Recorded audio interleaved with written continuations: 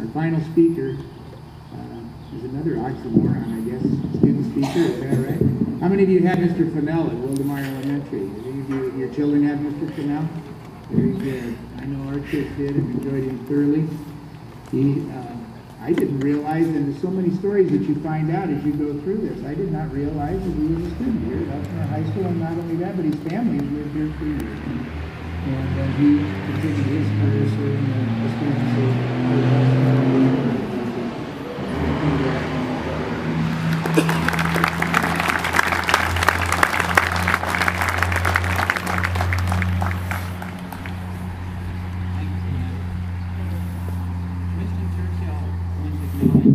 Gratitude to the Royal Air Force after they defeated the German Air Force in England.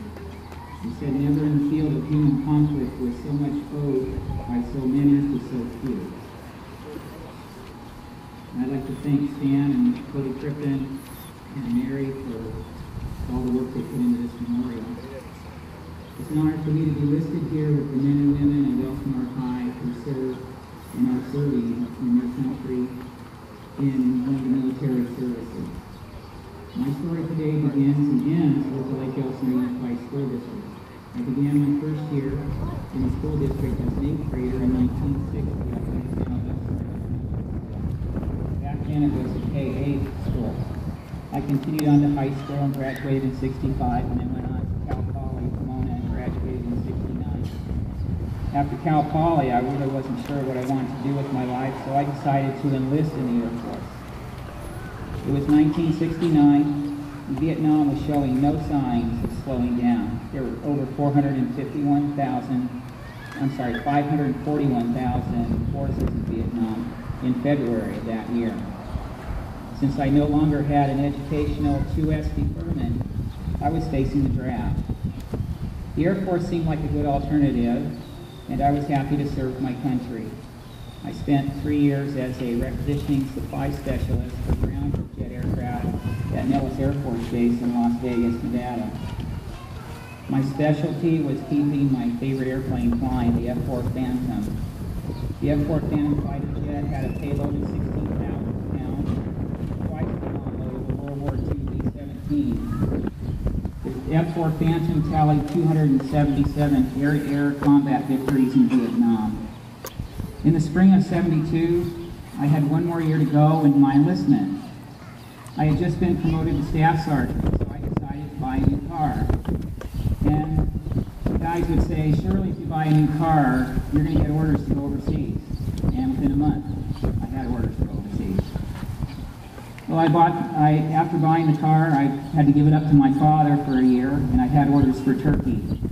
I had to retrain as a munitions specialist, and by the August of '72, I found myself at a remote NATO base in Turkey.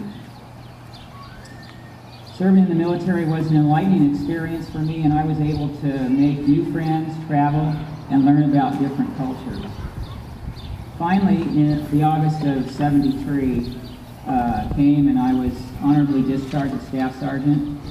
Again, I found myself wondering what to do out at my dad's filling station between here and Terrace on Highway 74. And back then, the principal of Elsinore Elementary School, Norm Chapin, stopped by to get his Corvette oil changed. And I asked him if he needed teachers, and he said, sure, we could use substitute teachers, and you can get your teaching credential if you go to Claremont Graduate School and work as an intern, possibly. I'd always enjoyed teaching neighborhood kids, and I actually had always critiqued my teachers in college and high school, critiqued their methods while I was sitting in class, thinking how much better I could teach than them. So in November of '73, I got my first job as a substitute teacher, and then 9 months later, I became a full-time elementary teacher. 33 years later, I graduated from teaching in the Lake Elsinore District in June of '07.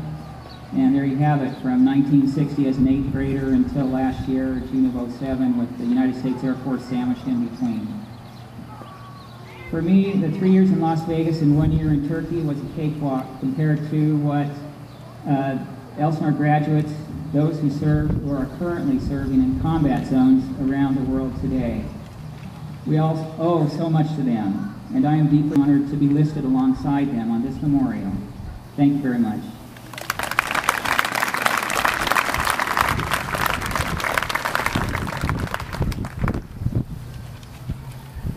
excited to have Mr. Michael Sheehan, a 1968 graduate and a member of the Veterans of Foreign Wars, and again, another Elsinore community member to offer the dedication of our memorial this evening.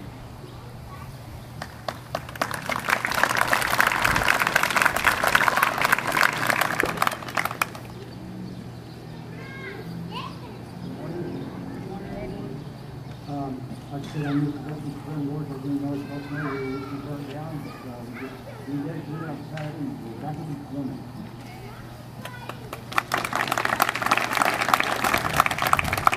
I come from 5 generations of Elsinore. I have 3 of my generations in school here, or had.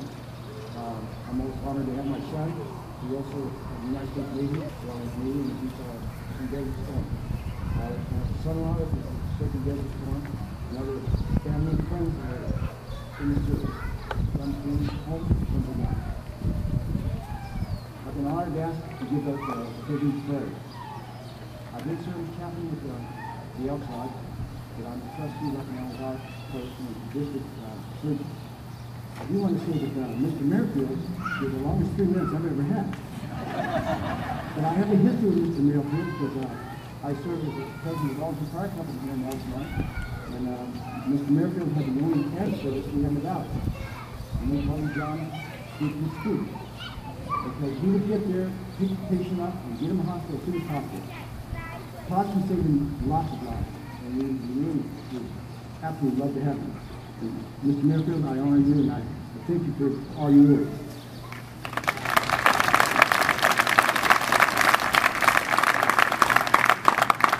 Military personnel, from the attention,